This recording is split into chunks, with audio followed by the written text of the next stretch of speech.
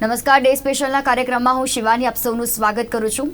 રાજકોટમાં ગઈકાલે જે ટીઆરપી મોલના ગેમ ઝોનમાં જે દુર્ઘટના ઘટી, આ દુર્ઘટનામાં ઘણા માસૂમ જે જીવ છે તે ગયા છે, ઘણા જે લોકો છે હજી ગુમ જોવા છે। તો સાથે વાત કરીએ તો તપાસનો ધમધમાટ અત્યારે જોવા મળી રહ્યો છે। એક પછી એક અત્યારે કહીએ કે સ્પેશિયલી બેચની એક રચના કરવામાં આવી છે કે જે આના માટે તપાસ કરી શકે, પરંતુ સવાલ સૌના મનમાં એક જ ઊભો થઈ રહ્યો છે કે આ દુર્ઘટના પાછળ જવાબદાર કોણ? છેલ્લા 5 વર્ષમાં આ ચોથી દુર્ઘટના કે જેમાં નિર્દોષ લોકોએ પોતાનો જીવ ગુમાવ્યા છે, તે પરિવારજનો કે જેમણે પોતાના વાલસોયાને ખોયા છે।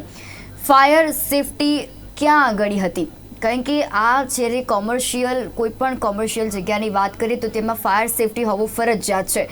4 વર્ષથી આ ગેમ ઝોન ચાલતો હતો, 4 વર્ષથી આ ગેમ ઝોન ફાયર સેફટીના એનઓસી વગર આ ચાલતો હતો, અને એટલે જ તંત્ર ઉપર પણ સવાલ ઊભા થઈ રહ્યા છે કે તંત્ર ક્યાં હતું? જ્યારે આ પ્રમાણેની દુર્ઘટના ઘટે છે ત્યારે જ તંત્ર જાગે છે, ત્યારે જ એક્શન લેવામાં આવે છે। એટલે ગઈકાલની આ દુર્ઘટના બાદ અમદાવાદ ખાતે હોય, સુરત ખાતે હોય, જ્યાં પણ ગેમ ઝોન હતા તેને બંધ કરવામાં આવ્યા। તો શું દુર્ઘટના ઘટવાની રાહ તંત્ર જોવે છે? આ પણ સવાલ અત્યારે લોકોના મનમાં ઊભો થઈ રહ્યો છે। અને જે આ દુર્ઘટના ઘટતી જઈ રહી છે, પહેલા સુરત ખાતે તક્ષશિલા ખાતે જે અગ્નિકાંડ બન્યો, ત્યારબાદ મોરબી બ્રિજ દુર્ઘટના બની, વડોદરા ખાતે હરણી બોટ દુર્ઘટના બનીને હવે રાજકોટ ખાતે આ ગેમ ઝોનમાં અગ્નિકાંડ થયો। આ ચારેય જે દુર્ઘટના છે, ગુજરાત વાસીઓ જ હચમચાવી નથી ગયા, પરંતુ દેશવાસીઓમાં પણ આ હચમચાવી દેનારી આ ઘટનાઓ છે। આ અંગે વિગતવાર આપણી સાથે ચર્ચામાં જોડાઈ ગયા છે સોનલ જોશી કે જો સામાજિક કાર્યકર્તા પણ છે અને એડવોકેટ પણ છે, મિલન ઠાકર કે જો અમારા સૌરાષ્ટ્રના લોકેશન હેડ છે, અને સાથે પુરુષોત્તમ આહિર કે જો એફએસઓ સ્પેશિયાલિસ્ટ છે ગુજરાત સરકાર તરફથી। આપ ત્રણેયનું હાર્દિક સ્વાગત છે। સૌપ્રથમ તો વાત કરીએ મિલનભાઈ કે અત્યારે આ પ્રમાણેની સ્થિતિ છે, અત્યારે જોવા જઈએ તો રાજકોટ ખાતે શું સ્થિતિ જોવા મળી રહી છે? ગઈકાલે 5:30 વાગ્યાની આ ઘટના ઘટી કે જેમાં આ આગે એટલું વિકરાળ સ્વરૂપ ધારણ કર્યું કે 5 કિલોમીટર સુધી આગના ધુમાડા જોવા મળ્યા હતા। અત્યારે શું સ્થિતિ ત્યાંની જોવા મળી રહી છે? બસ હવે ગણતરીની કલાકની અંદર જ 24 કલાક થઈ જશે આ ઘટનાના। આજે સવારથી જો અપડેટ આપને આપી દઉં તો અત્યારે લગભગ મલબો જે છે જે ગેમ ઝોનની પાસેનો જે મલબો હતો કે જે સળગેલો મલબો હતો, લગભગ હટાવી લેવામાં આવ્યો છે। આગ સંપૂર્ણપણે જે કહી શકાય કે ઠરી ચૂકી છે, પરંતુ હજુ પણ કોઈ હતભાગી વ્યક્તિ મલબાની નીચે દબાયેલા છે કે કેમ તેમની શોધખોળ કરવામાં આવી રહી છે। હવે જે સામાન જે થોડો બાકી છે તેમને ફેરવવાની પ્રક્રિયા ચાલી રહી છે, પરંતુ સવાલ એ થાય છે કે આટલી મોટી દુર્ઘટના થઈ છે, આપણે શું શીખ્યા? ભૂતકાળની અંદર પણ તક્ષશિલા કાંડ થયો હતો, મોરબીની પૂર દુર્ઘટના થઈ હતી, કે પછી વડોદરાનો હરણી બોટ કાંડ થયો હતો, શું શીખ્યા આપણે? અહીંયા મોટો સવાલ આ થાય છે, કારણ કે જ્યારે પણ દુર્ઘટના થાય છે ત્યારે આપણે થોડી વાર માટે સવાલો, તમામ લોકોના મનમાં સવાલો આવે છે। એક પ્રકારે કહી શકાય કે સ્મશાનમાં જઈએ તો કઈ પ્રકારે વૈરાગ્ય મનમાં આવી જતું હોય છે, અને જેવા બહાર નીકળીએ એટલે તુરંત જ હતા એને આ દુનિયામાં ફરી જતા હોય છે। ક્યાંક ને ક્યાંક હવે લોકોને આ પ્રકારે રહેવાની એક ટેવ પડી ગઈ હોય તેવું લાગી રહ્યું છે। થોડા દિવસ માટે વસવસો કરે છે, પરંતુ જે પરિવારે પોતાના સ્વજનને ગુમાવ્યા છે તેમના માટે આ ઘા છે એ કદાપી ન ભૂલી શકાય, જીવનનો કુઠારાઘાત કહી શકાય, આ પ્રકારનો ઘા છે એ તેમને લાગે છે। ચોક્કસ જે મૃતકો છે, કલ્પના કરો કે ગઈકાલથી માંડી અને આજ દિન સુધી 24 કલાક થવા જઈ રહ્યા છે, તેમના મૃતકો જેના સ્વજનો જે ગુમાવ્યા છે તેમણે હજી સુધી તેમના પાર્થિવ શરીર મળ્યા નથી। પાર્થિવ શરીર તો ન કહી શકાય આમ તો, પરંતુ તેમના કે હવે પરિવારજનો છે આ ક્યાંક ને ક્યાંક કન્ફર્મેશનની જે પ્રક્રિયા છે તે થશે તેની રાહ જોઈ રહ્યું છે આ પરિવારો।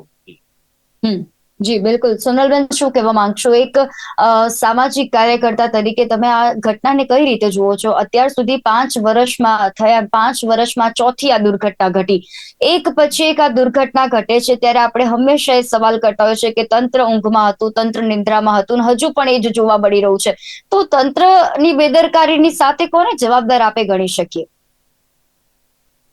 હું એવું માનીશ કે આની અંદર 100% દરેક વસ્તુ તંત્રનો વાંક પહેલો ગણીશું, અને જે ફાયર ડિપાર્ટમેન્ટ સાથે જોડાયેલા લોકો છે એ લોકોનો વાંક ગણીશ, અને એક નગ્ન સત્ય છે, એમાં એસ્ટેટ ખાતું બી આવી ગયું, બધા જ આવી ગયા છે.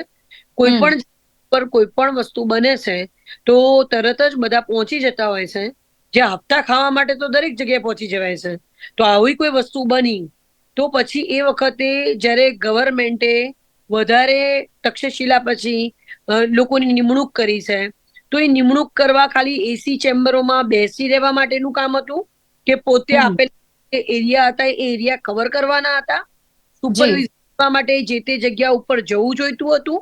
અગર આ થાય છે તો નહીં. આ લોકોને ટેવ પડી ગઈ છે, સોરી ટુ સે, પરંતુ એવું કહી શકાય કે 70% ગવર્મેન્ટ કર્મચારીઓને એવું છે કે એસી ઓફિસમાં બેસી રહો, બેઠા બેઠા કામ થાય છે અને એમને કોઈ બોધર હોય છે. અને આ લોકોએ કદાચ, મને નવે લાગશે, હું નામ નહીં કોટ કરી શકું, એક દીકરી છે, એ પોતે અત્યારે એસઆઈ છે, એના ભત્રીજાને વધારે ટકા રાજકોટ થી વોકિંગ ડિસ્ટન્સ ટીઆરપી મોલ.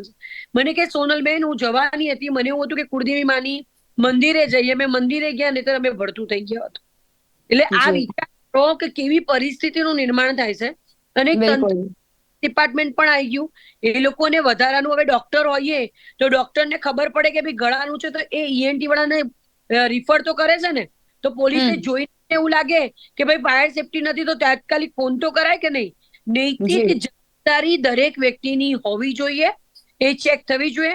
અને કાં તો પછી બધું પબ્લિક ઉપર જ છોડી દો, પબ્લિક પાછી ટીમ બનાવે, જાતે ચેક કરવા માંડે ને એવી રીતે જ જાય. કારણ કે કાલે કોકે એવું કીધું હતું કે લોકોની ભૂલ છે, છોકરું રડતું જવું હોય અને સેલિબ્રેશન કરવા હોટલમાં, હવે સેલિબ્રેશન કરવા જઈએ તો પેલા એના રસોડામાં ઘૂસી જવાનું કે તે ભાઈ પેસ્ટ કંટ્રોલ કરાયેલું છે, તારે ત્યાં જીવડાતો નથી, એટલે એ ચેક કરો, કલાક પછી તમે ડિનર કરો. એટલે આ પોસિબલ નથી પ્રેક્ટિકલી.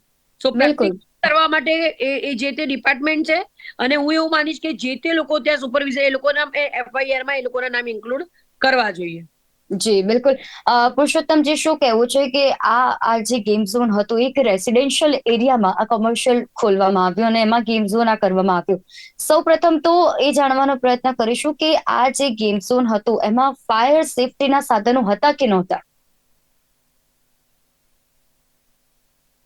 જી પુરુષોત્તમજી, આપનો અવાજ નથી આવતો, અનમ્યુટ કરજો. જે પ્રમાણે ફાયર સેફટીના નિયમોનું પાલન કરવાનું હોય છે એ પ્રમાણે કે જે તે ટાઉન પ્લાનર જે એરિયા રેસિડેન્શિયલ ઝોન છે તો એમાં કઈ એક્ટિવિટી ઇન્ક્લુડ કરી શકાય, ના કરી શકાય, અને એને ધ્યાનમાં રાખીને એમણે બીયુ પરમિશન આપવાની રહેતી હોય છે. અને બીયુ પરમિશન આપતા પહેલા ફાયર સેફટીનું સર્ટિફિકેટ છે કે નહીં એ ચોક્કસપણે એક એમનો મુદ્દો બની રહે છે. જ્યારે આ પ્રકારનું અહીં જે ટેમ્પરરી શેડ ઉભું કરવામાં આવ્યું છે તો એની પણ કાયદાઓમાં જોગવાઈ છે કે એના માટે પણ ફાયર સેફટીનું લાયસન્સ લેવું જરૂરી રહેતું હોય છે. આપણે રિવરફ્રન્ટ ઉપર જે નિયમિત રીતે જે એક્ટિવિટી થતી હોય છે તો ત્યારે પણ આપણે અમદાવાદ પોલીસ વિભાગ છે એ ફાયર એનઓસી માંગતું હોય છે અને એના માટે એ પ્રોવિઝન કરતા હોય છે. કારણ કે ટેમ્પરરી સ્ટ્રક્ચર જે હરિયાણામાં 15 વર્ષ પહેલા દુર્ઘટના આવી રીતે બનેલી અને સ્કૂલના બાળકો હતા, મતલબ કેઝ્યુઅલિટી 100 કરતા વધારે હતી. કારણ કે ટેમ્પરરી શેડમાં બહાર જવા આવવાનો રસ્તો સીમિત હોય. ફાયર લોડ જે અહીં મોટો જે વાંધાકારક પ્રશ્ન હતો એ ફાયર લોડનો હતો કે જે પ્રમાણે મટીરિયલ, પેટ્રોલ ડીઝલનું સ્ટોરેજ, રબરના ટાયરો. તો જો ફાયર સેફટી નું લાયસન્સ લેવામાં આવે તો આ વિષયની તપાસ કરી બહાર નીકળવાના રસ્તાઓ, ત્યાં જે સ્ટાફ મૂકેલો હોય છે કે એ લોકોને પ્રોપર ટ્રેનિંગ મળી છે કે નહીં, આવી દુર્ઘટનાઓ બને ત્યારે શું તરત પગલા લઈ શકાય. કારણ કે ઘણા કેસમાં એવું પણ જાણવા મળે છે કે કોઈ આવી દુર્ઘટના હજુ શરૂઆતના સમયમાં જ હોય, ફાયરની હજી શરૂઆત જ હોય, અને જો એ ટ્રેનિંગ લીધેલી હોય, ફાયર સેફટી ના સાધનો ચાલતા હોય તો ત્યાં એને કાબુમાં લઈ અને આવી દુર્ઘટના અને મૃત્યુઆંક ના બને એવા પણ કેસો જોવા મળે છે. તો આમાં જેમણે પણ પરમિશન આપી છે એમણે ફાયર સેફટી લાયસન્સનું પ્રોવિઝન એ પહેલા તપાસવું એ ખૂબ જ અગત્યનું બની રહેતું હોય છે. જી બિલકુલ. મિલનજી, શું કહેશો? જે પ્રમાણે આપણે વાત કરી રહ્યા છે કે અહીંયા આગળ આ જે દુર્ઘટના ઘટી એમાં ફાયર સેફટીના નિયમો શું હોવા જોઈએ, અને સાથે વાત કરીએ તો આપની દ્રષ્ટિએ શું લાગી રહ્યું છે કે અહીંયા તંત્રની બેદરકારી સાથે ગણી શકાય કે અહીંયા આગળ જે ફાયર સેફટીના જે નિયમો હોવા જોઈએ તેનું પણ પાલન નથી કરવામાં આવ્યું, ને એટલે જ અને ખાસ આ ગેમ ઝોનની વાત કરીએ તો 1500 લીટર પેટ્રોલ આ ગેમ ઝોનમાં હતું, એટલે પેટ્રોલ અને ડીઝલને કારણે પણ આ આગ જે છે વધુ વિકરાળ બની હતી, અને આ જે કારણ સામે આવ્યું છે એને કારણે હજુ પણ કહી શકીએ કે આ આગ વધુ વિકરાળ બની શકે તેમ હતી, પરંતુ તેમ છતાં પણ લોકો જે છે તે લોકો ભાગમ ભાગીના જે દ્રશ્યો સર્જાયા હતા આપણે સૌએ જોયા છે. તંત્ર દ્વારા લાગે છે કે કોઈ કામગીરી કરવામાં આવશે હવે આના પછી? સૌ પ્રથમ શિવાની કહીશ કે ફાયર સેફટીના ધુવાળા જે કહી શકાય ને કે ફાયર સેફટીના નામના ધજાગરા અહીં ઉડાડવામાં આવ્યા છે. એક ફોટો સોશિયલ મીડિયાની અંદર અત્યારે વાયરલ થઈ રહ્યો છે, જે ફોટોની અંદર આ જે ગેમ ઝોન છે આ ગેમ ઝોનની અંદર રાજકોટના તત્કાલીન મ્યુનિસિપલ કમિશનર, રાજકોટના તત્કાલીન કલેક્ટર અને રાજકોટના તત્કાલીન એસપી, હવે આવા આઈપીએસ અને આઈએસ અધિકારીઓ જ્યાં ગેમ ઝોનની અંદર પાર્ટિસિપેટ થવા અથવા તો મજા માણવા માટે આવતા હોય, આવા ગેમ ઝોનના જે સંચાલકો છે એ કઈ હદે જશે? એ કોઈ તંત્ર વાહકોને જવાબ આપશે ખરા? બિલકુલ. ક્યાંક ને ક્યાંક આ જે મેસેજ જઈ રહ્યો છે, આ મેસેજ શું જઈ રહ્યો છે? તમે કોઈ પણ કદાચ અહીંયા ફાયર ઓફિસર કે કોઈ પણ અહીંયા ફાયર સેફટીનો લેવા માટે આવે તો એ ત્યાં મ્યુનિસિપલ કમિશનરના ફોટા જોવે. હવે એના ઉચ્ચ અધિકારી છે એ તો અહીંયા મજા કરવા આવે છે. તો આવા તબક્કે આ ક્યાંક ને ક્યાંક જે ફાકો છે એ આ જે અત્યારે જે દુર્ઘટના થઈ છે તે બાદ હવે સમગ્ર ઘટના જે ચિતાર છે એ સામે આવી રહ્યો છે કે કેવા કારણો સબબ ફાયર સેફટી લેવામાં નથી આવી. મનમાં ક્યાંક ને ક્યાંક સંચાલકો છે તેને એવું પણ થઈ ગયું કે આટલા ઉચ્ચ અધિકારીઓ આપણે ત્યાં આવે છે, આપણે શું ફાયર સેફટીની જરૂર છે, આપણે ત્યાં કોણ ચેકિંગ માટે આવશે? ક્યાંક ને ક્યાંક આ જ બધી બાબતો છે એ અહીં ચરિતાર્થ પણ થઈ છે અને એનું પરિણામ છે એ આજે નિર્દોષ લોકોએ ભોગવવું પડ્યું છે. જી બિલકુલ. સુંદરબેન, આપ સામાજિક કાર્યકર્તા સાથે એક એડવોકેટ પણ છો. હવે અહીંયા કાયદાની વાત કરીએ તો આમાં એવું કહેવામાં આવી રહ્યું છે કે કડક કાયદો કરવામાં આવશે, એને લઈને તપાસ કરવામાં આવશે અને જે આરોપી છે તેને કડક સજા કરવામાં આવશે. હવે અગાઉની આપણે ઘટનાઓ પર નજર કરીએ તો મોરબીમાં જે દુર્ઘટના ઘટી, આની પહેલા તક્ષશિલામાં જે દુર્ઘટના ઘટી, વડોદરાની હરણી બોટની દુર્ઘટના ઘટી, કયા એવા આરોપી છે કે જેમને કડક સજા આપવામાં આવી? અને આ ચોથી એક દુર્ઘટના કે જેમાં કહેવામાં આવી રહ્યું છે કે આરોપીને સજા આપવામાં આવશે. શું આપને લાગી રહ્યું છે કે કડક કાયદો છે અને કડક કાયદો જો છે તો આમને સજા આપવામાં આવશે? આપને શું લાગે છે? એકચ્યુઅલી હું એવું કહીશ કે સજા તો મળશે, એવું નહીં કે નહીં મળે, પરંતુ સજા માટેની વાત કરીએ તો એક તો પહેલા તો એટલા બધા કેસોનો ભરાવો, અને જ્યારે ઇન્ફ્લુએન્શિયલ લોકોના કેસ હોય એટલે તારીખ અને લોકો ગુજરી જતા હોય ત્યાં સુધી ઇવન કેસનો નિકાલો નથી આવતો. નાવડે ઘણું ચેન્જ થયું છે. 5 કોર્ટોની રચના થઈ છે જ્યારે આવી કોઈ ઘટના બની છે. ઇવન માનનીય પ્રધાનમંત્રીએ પણ ડાયરેક્શન્સ આપ્યા છે, અને કદાચ એવું બની શકે કે વહેલામાં વહેલી તકે બધી જ વસ્તુઓ થાય અને આરોપીઓને સજા મળે. પરંતુ આ સજા મળવી ખૂબ જરૂરી છે, એવું નથી કહેતા શિવાની, પણ આ ઘટના ન બને અને આવી કોઈ પણ ઘટના ન બને. અને દર વખતે તમે એમ કહી શકો કે તમારું 6 ફૂટનું માણસ કે 5 ફૂટનું માણસ એ કદાચ 1 ફૂટનું થઈ જાય અને થેલીમાં ભરીને લઈ જવું પડે. આ કદાચ એ સહન કર્યું છે ને એની વાત છે. હું પોતે સમસામી ગઈ છું, હું પોતે ડિબેટમાં બેસવા માટે કાલે કોઈ પણ જગ્યાએ રેડી નથી, કારણ કે મગજ આપણું એવું થઈ જાય કે અમે બાળકો વાળા છીએ. હું મધર છું, બાળક જીદ કરે છે એટલે બાળકને તમે લઈ જાઓ છો, લઈ જાઓ કે ફાયર સેફટીનો બાટલો ગોતવા જઈએ અને ઇન્સ્ટોલ આ વ્યક્તિઓને કડકમાં કડક સજા, અને કદાચ નવું એમેન્ડમેન્ટ લાવશે ગવર્મેન્ટ, આવી ઘટના બને તેને વહેલામાં વહેલી તકે ફાંસીના માછડે ચઢાવો તો જ આમાં ચેન્જ થશે. અને હ્યુમન રાઇટ્સ વાળા આની અંદર ના આવે, અને એમને આવવું હોય તો પોતાની જાતને જે પહેલા ફાંસી પર લટકાઈ દે. જ્યારે આવી કોઈ ઘટના થતી હોય છે ત્યારે ઘણી વખત લોકો કહેતા હોય, પણ હું એના પક્ષમાં છું કે આવી ઘટનાઓ રેપ છે, મર્ડર છે, રેપ વિથ મર્ડર છે, આવી બધી ઘટનાઓની અંદર ફાંસી તાત્કાલિક ધોરણે અગર એ પુરવાર થાય છે તો એમને આપવી જોઈએ. એ બહુ મહત્વનું. આવી નિગ્લિજન્સી ક્યારે પણ ચલાવી લેવાય નહીં, અને જે તે લોકો છે નૈતિક રિસ્પોન્સિબિલિટી છે એ લોકો જે ફાયર વાળા છે કે ટીડીઓ છે કે લોકલ ઇવન આ જતા હતા જે લોકોએ વિઝિટ કરી છે એ લોકોને પણ લેવા જોઈએ. અને જે લોકલ પોલિટિકલ લોકો છે એ લોકોની પણ જવાબદારી આવે છે. ખાલી વોટ માંગીએ ફરીને અને વોટ મળી ગયા પછી જય શ્રી કૃષ્ણ એ કર્યા કરતા કેટલી જગ્યા ઉપર રોડ, રસ્તા, ગટર, પાણી, mall, fire safety, tuition class, કેવી જગ્યાએ લોકોનો બેસવાનું છે, દરેક કયા ગલ્લા ઉપર કહેવાય ને કે નટોરિયસ તત્વો બેસતા હોય છે કે નહીં, આ બધી જ વસ્તુ. એટલે હવે ફૂલ ટાઈમ MSW થયેલા લોકોને જ પોલિટિક્સમાં આવવું અથવા તો એવો ઈરાદો અથવા તો એવી વ્યક્તિત્વ હોય એ લોકો આવે તો જ કદાચ કઈ ચેન્જ થઈ શકે. પરંતુ આ ઘટના બની છે બહુ ખરાબ બની છે. FIR બહુ મજબૂત બનાવવામાં આવે એ બહુ જરૂરી છે. અત્યારે આપણે ડિબેટ કરીએ છીએ, હું કે મિલનભાઈ પાડી પાડીને કહીશું, તક્ષશિલામાં પણ આખો દિવસ આ કર્યું હતું અને એ વખતે પણ હજી એ ઘટના છે. એના મા બાપ પોતાના બાળકોને કેવી રીતે તમે ભૂલી શકો? કોઈ વસ્તુ એક નાની તમને આપણો કોઈ ડ્રેસ હોય ને ફાટી ગયો હોય ને તો આપણને જીવ વળતો હોય છે કે પહેરીએ ને તો સારો લાગતો નથી. આ તો આપણા પેટમાંથી જન્મ આપેલો છે, એને મોટું કર્યું હશે, એ મા ઉપર શું વીતતી હશે, પિતા ઉપર શું વીતતી હશે. એટલે આ શિવાની બહુ સેન્સિટિવ ઇસ્યુ છે અને આઈ હોપ કે હવે કહેવાય ને કે વ્યક્તિઓના. પણ સોનલબેન, આપને નથી લાગતું કે આ જે લોકો, જે નિર્દોષ લોકોએ પોતાનો જીવ ગુમાવ્યો, હવે તેમના પરિવારજનોને સરકાર તરફથી સહાય આપવામાં આવે છે. હવે શું આ સહાયથી ન્યાય મળશે? ન્યાય આપવાની વાત કરવામાં આવે ત્યારે અહીંયા કાયદાનો સહારાને બદલે પૈસાથી ન્યાય આપવાની વાત કરવામાં આવતી હોય છે. જો એ એક પ્રોટોકોલ છે કે કઈ પણ આપોઆપ ઘટના થઈ હોય, બધી જગ્યાએ હમણાં એક્સિડન્ટ થયો તો 4 લાખની સહાય છે. પહેલી વાત તો વ્યક્તિનું મૂલ્ય કોઈ પણ રીતે ક્યારે પણ આંકી ન શકાય. એની 4 લાખ કિંમત ના હોય ને 2 કરોડ તો શું 100 કરોડ કિંમત ના હોય. કારણ કે જે વ્યક્તિ પ્રેમથી, લાગણીથી, જે તમારે હાથ પકડવો છે તમારા બાળકનો અને એ તમે સ્પર્શ નથી શકતા, એનું મૂલ્ય કશું ના હોય. એટલે પૈસાની વાત કરીએ છીએ તો એ કદાચ એ ધારાધોરણ મુજબ કે આવી કોઈ ઘટના બની છે ને એ ડિક્લેર કરી દેશે. પરંતુ આનો ન્યાય ત્યારે જ મળે કે જે તે વ્યક્તિઓ હતા, આટલી મોટી ઘટના બની અને હું તો કહું બીજા બધા ક્લાસીસ ખોલે, બીજી બધી વસ્તુઓ ભણવામાં શીખાડ્યા વગર એવી રીતે કે કયા તમે કોઈ વ્યક્તિ તમારા તો કોઈ લાયસન્સ લે, ગુમાસ્તા ધારા કરી દો, ધંધો ચાલુ. શું કરો છો, શેના માટે લેવું છે, એના નોર્મ્સ છે કે નહીં, આ બધી જ વસ્તુઓમાં કડકાઈ હોવી જોઈએ. શું કરી એમને ખાલી નોર્મલ સ્ટ્રક્ચર કરવું પડે, શું કરી રહ્યા છે? આવી રીતે રેસ્ટોરન્ટ પડી છે, લોકો બળી ગયા છે.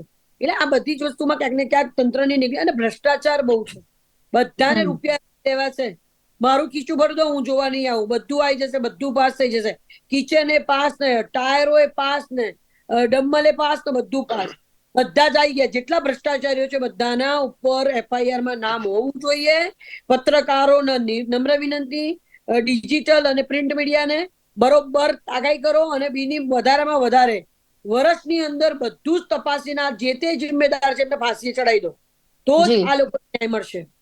જી જી બિલકુલ. પુરુષોત્તમજી, અહીંયા આગળ આપણે વાત કરીએ તો કોઈ પણ કોમર્શિયલ બિલ્ડિંગ ઉભી કરવા માટે ફાયર NOC લેવી ફરજિયાત છે. હવે ફાયર NOC લેવાની પ્રોસેસ શું છે અને કોને આ ફાયર NOC મળી શકે તેમ છે? બિલ્ડિંગ આ પ્રકારનું ટેમ્પરરી સ્ટ્રક્ચર જ્યાં પબ્લિક ગેધરિંગ હોય છે, કોમર્શિયલ બિલ્ડિંગ, ઇન્ડસ્ટ્રી, આ બધાને ફાયર NOC લેવાની જરૂર રહેતી હોય છે. અને એના માટે કોઈને એવું હોય કે મારી બિલ્ડિંગ છે એમને ફાયર NOC માટે એપ્લિકેબલ છે કે નહીં, હવે એ સામાન્ય માણસ છે, કદાચ રેસિડેન્સ કે એને જો કદાચ ખ્યાલ ના આવે તો એ નજીકના ફાયર સ્ટેશનનો સંપર્ક કરી અને એના માટેની વધારે માહિતી મેળવી શકે છે. ફાયર NOCમાં ફક્ત ફાયર સેફટી નો જે વિષય છે એની સાથે લાઈફ સેફટી વિષય પણ હવે ધીમે ધીમે ઇમ્પ્લિમેન્ટ થઈ રહ્યો છે. જે છેલ્લા 2 સમયથી જે પ્રમાણે ડિજિટલને કરી રહ્યા છે એ પ્રમાણે તેમાં લાઈફ સેફટી ઉપર પણ ભાર મૂકવામાં આવ્યો છે કે જેમાં કહી શકાય કે અહીં ક્રાઉડ મેનેજમેન્ટ, આમ તો ફક્ત આ દુર્ઘટના નહીં પણ જે છેલ્લી ગુજરાતમાં 4 દુર્ઘટનાઓ ઘટી, મહત્વનો જે ફેક્ટર રહ્યું છે ક્રાઉડ મેનેજમેન્ટ. ઓક્યુપન્ટ લોડ કેવો હોવો જોઈએ, કેટલા લોકોને કેટલા એરિયા માટે પરમિશન આપવી જોઈએ, તો આનું પણ જો ચુસ્તપણે પાલન કરવામાં આવે તો કોઈ દુર્ઘટનામાં આટલો મૃત્યુઆંક એને આપણે ટાળી અથવા ઓછો કરી શકાય. જી જી બિલકુલ. મિલનભાઈ, હવે અત્યારે વાત કરીએ તો તપાસ કઈ રીતે કરવામાં આવી રહી છે સમગ્ર મામલે જો જોવા જઈએ તો હમણાં જે પ્રેસ કોન્ફરન્સ યોજાઈ તેમાં એવું કહેવામાં આવ્યું છે કે આરોપીઓની અટકાયત કરવામાં આવી છે. તો હજુ પણ જે આરોપીઓ છે તેમની અટકાયત જે કરવામાં આવી છે તેમના આગળ તપાસ કરવામાં આવશે. અને આરોપીઓની સિવાય જો અત્યારે વાત કરીએ તો જે લોકો જે છે તે હજુ પણ જે ગુમ થયા છે તેની પણ ફરિયાદ નોંધવામાં આવી છે. તો એને લઈને અત્યારે શું તપાસ કરવામાં આવી રહી છે? શિવાની, ચોક્કસ રાજકોટના પોલીસ કમિશનર રાજુ ભાર્ગવ દ્વારા પ્રેસ કોન્ફરન્સ કરવામાં આવી, વિગતો આપવામાં આવી, પરંતુ જે ખરેખર સાચા સવાલો જે પત્રકારોના હતા, આ પત્રકારોને સાંભળ્યા ની સાથે જ જવાબ આપ્યા વગર રાજુ ભાર્ગવ જે રાજકોટના પોલીસ કમિશનર છે એ ભાગી નીકળ્યા હતા. સીધો અર્થ એ થાય છે કે તે ક્યાં પોલીસ કઈ ભૂમિકામાં છે આ સાબિત થાય છે આ ઘટનાની વાત છે. તો જ્યાં સુધી વાત છે સમગ્ર મામલાને લઈને અત્યારની જ વાત તમને કરું કે જે ઝોન જે છે જે ગેમ ઝોન છે ત્યાંથી વિદેશી દારૂની બોટલો અથવા તો બિયરના ટીન મળે છે. એ ટીનને લઈ અને પોલીસ ભાગે છે. હવે તમે પોલીસ પાસે શું અપેક્ષા રાખી શકો? મને સમજાવશો? આજે પોલીસની જે ભૂમિકા છે કાયદા વ્યવસ્થાની સ્થિતિને સંભાળવાની વ્યવસ્થા છે, પરંતુ આ તો પોલીસ પોતે ચોરને છુપાવતી હોય, ચોરને બચાવતી હોય આ પ્રકારની મુદ્રામાં છે. આમાં પોલીસ પાસે શું આપણે અપેક્ષા રાખી શકીએ? ચોક્કસ કહી શકાય કે અત્યારે તો સમય એ છે કે કોઈ પણ ચમરબંધી હોય એને છોડવો ન જોઈએ, પરંતુ અહીંયાનો તાલ તો કંઈક અલગ જોવા મળે છે. લાગે છે ફરી એક વખત તક્ષશિલા કાંડમાં આપણે ઘણા બધાએ બહુ જ ડિબેટો કરી, ચર્ચા કરી, ગંભીર ગહન કર્યું, પરંતુ અમલવારી ક્યાં? તો ઝીરો છે. સેમ વસ્તુ અત્યારે રાજકોટમાં થવાની હોય આ પ્રકારનું લાગી રહ્યું છે. આપણે જણાવી દઉં શિવાની કે લોકોમાં આક્રોશ છે. જે લોકોએ પોતાના પરિવારના વ્યક્તિઓને ગુમાવ્યા છે તેમાં આક્રોશ છે. આજે એક મૃતક છે તેમના પરિજને ત્યાં સુધીની ધમકી આપી છે, મીડિયા સામે ધમકી આપી છે કે જો આને કડક સજા નહીં કરવામાં આવે, ફાંસીની સજા નહીં કરવામાં આવે અને જો એ બહાર આવશે તો હું પોતે એને મારી નાખીશ. આ મીડિયાની સામે આવેલો લોકોનો આક્રોશ છે. જો પોલીસ પોતાનું કામ નહીં કરે તો લોકો કાયદાનો હાથમાં લેતા નહીં અચકાય. મિલનભાઈ કદાચ એ જ સારું છે, કારણ કે તેમણે જે 4 દુર્ઘટના જોઈ છે, આ ચોથી દુર્ઘટના છે આ ઘટી, અને ત્યાં સુધી જ્યાં ન્યાય ના મળે તે પરિવારજનોને, તે મૃતકોને, તો હવે એ જ વસ્તુ થઈ રહી છે કે જો લોકો હાથમાં લેશે તો જ જઈને સરકાર પણ સુધરશે, તો જ જઈને તંત્ર જાગશે, તો જ જઈને કાયદો કડક બનશે. હવે એ જ જોવાનું રહેશે કે જો કાયદો કડક નહીં થાય, જો કાર્યવાહી નહીં કરવામાં આવે, તો લોકો પોતાનો જ્યારે હાથમાં લેશે આ તમામ જે વસ્તુ, ત્યારે કેવા પ્રકારના દ્રશ્યો સર્જાશે. અને હવે કદાચ એની જ જરૂર છે કે બહુ વાતો કરી લીધી, બહુ બોલી લીધી, બહુ માંગણી કરી લીધી, પરંતુ જો માંગણી ના સંતોષાય ત્યારે હવે પોતાના હાથમાં જ્યારે વાત લેવામાં આવશે ત્યારે જઈને લોકો પણ સુધરશે, અને જે આ પ્રમાણેનો ભ્રષ્ટાચાર કરે છે તે ભ્રષ્ટાચારીઓ પણ હવે તેમની જે બુદ્ધિ છે તે પણ ઠેકાણે આવશે. આપ ત્રણે અમારી સાથે આ વિશેષ ચર્ચામાં જોડાયા તે બદલ આપનો આભાર. તો રાજકોટ ખાતે જે આ દુર્ઘટના ઘટાઈ, આ દુર્ઘટના જે ઘટી છે તેમાં જે નિર્દોષ લોકો જે મૃત્યુ પામ્યા છે, હા નિર્દોષ લોકો જે મૃત્યુ પામ્યા તે પહેલીવારની આ ઘટના નથી, આ ચોથી ઘટના બની છે 5 વર્ષમાં. આ ચોથી દુર્ઘટના કે જેમાં નિર્દોષ લોકોના ભોગ લેવાયા છે. એટલા પરિવારજનો પોતાના વાલસોયાને ખોયા છે. કોઈને નહોતી ખબર કે કેટલી એક જ ક્ષણ માત્ર જે છે કે તેમાં તે પોતાના પરિવારજનોને નહીં જોઈ શકે. આ જે આક્રંદ છે, લોકોનો જે આક્રંદ છે, પરિવારજનોનો જે આક્રંદ છે તે દેખાઈ રહ્યો છે, પરંતુ તેમ છતાં હજુ પણ તંત્ર દ્વારા, પોલીસ અધિકારીઓ દ્વારા કોઈ પણ એવા કડક પગલાં નથી લેવામાં આવી રહ્યા. ફક્ત ગેમ ઝોન અન્ય જગ્યાએ બંધ કરાવી દેવાથી તેમને ન્યાય નહીં મળે. ન્યાય ત્યારે જ મળશે કે જ્યારે કાયદો કડક થશે, તપાસ ઝડપી બનાવવામાં આવશે અને તે તમામ આરોપીઓને જેલ ભેગા કરાશે. હાલ ડે સ્પેશિયલના કાર્યક્રમમાં બસ આટલું જ. ફરી મળીશું આ વિષયની સાથે. ત્યાં સુધી રજા આપશો. નમસ્કાર.